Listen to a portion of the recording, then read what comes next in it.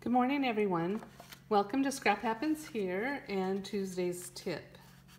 Today, I'm going to show you how to make this cute little bag.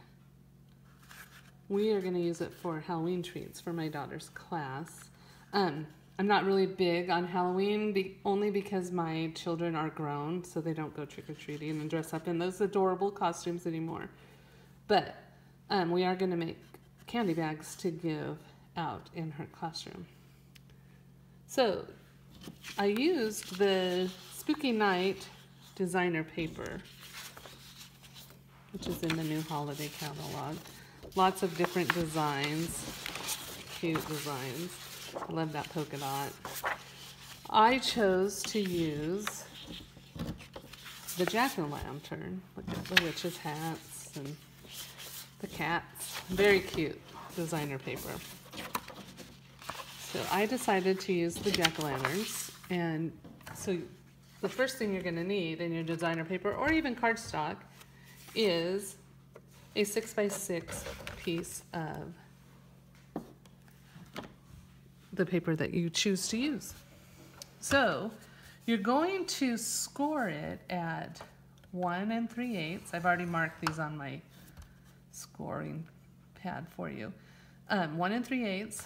2 3/4, 4 1/8, and 5 1/2.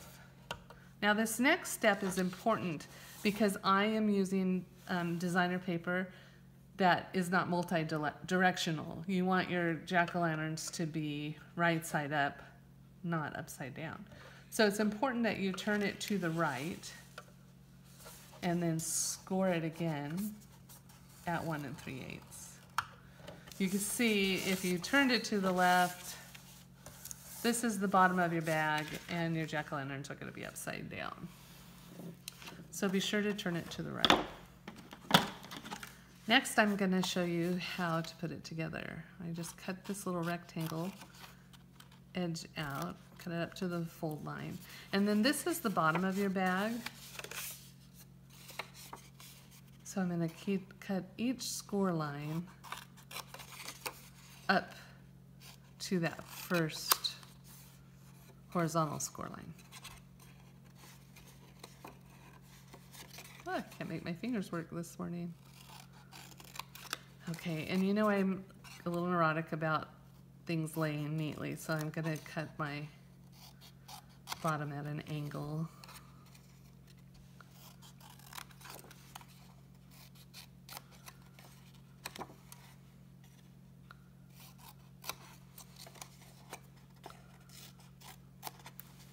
It's so sad. Where I live, well, all my married years, we've lived out in the country. And now we're only a couple miles out of town, but we still don't get any trick-or-treaters. So I don't get to see those cute little costumes. However, we do have a fun thing in our town where all the stores on Main Street give out candy. They give out hard candy, not chocolate, darn it. But so the kids go down there and trick-or-treat, mostly the little kids, and then the big kids, they go trick-or-treating in the neighborhoods. But my neighborhood's too far out for them to come. So I wanted to show you where I adhere my tape. I like to adhere it right onto the score line there.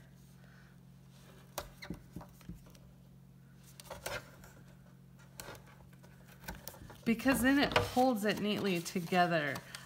You can see in this box, right here is where the edges come together, but because it's on the edge, the tape is, it holds it down neatly. If I put it closer to this edge, then this part wouldn't be held down and it would just kind of flap. Then you're gonna fold on your score lines.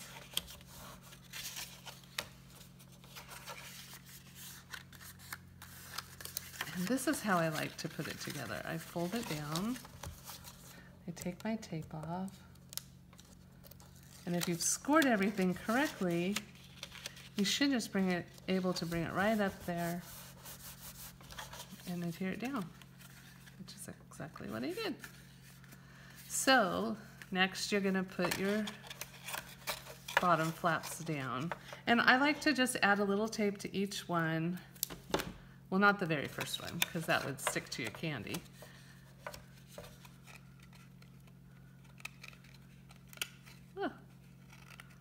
golly. I need a manicure and my nails are kind of messed up.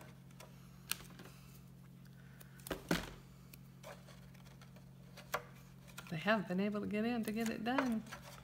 Too much going on. My daughter's playing volleyball, and she's a 7th grader. Now on my last flap, I put 2 pieces just for a little extra hold. You can see that. And I kind of went over, but I'll just kind of roll it up. You can see it just rolls up.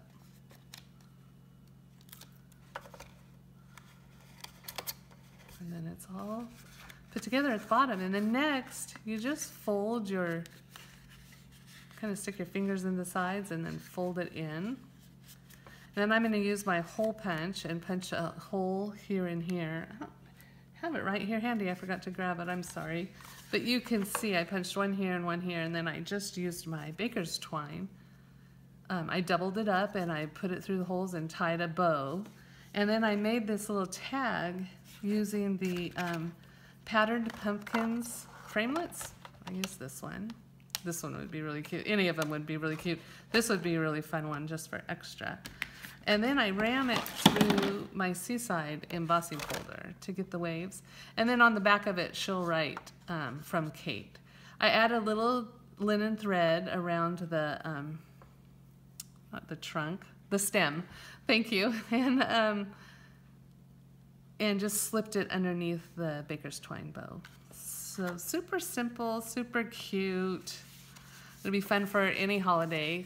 Halloween's coming up first, but then there's Thanksgiving and Christmas, so you could make 24 of these and use them for your advent calendar. That'd be cute.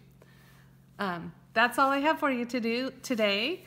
I hope you'll give it a try, and I'll hope you'll post a picture on my blog and let me know how yours turns out, or send me one so I can post it if you don't know how to do that. But thanks a bunch for stopping by today, and I'll see you next week for Tuesday's tip.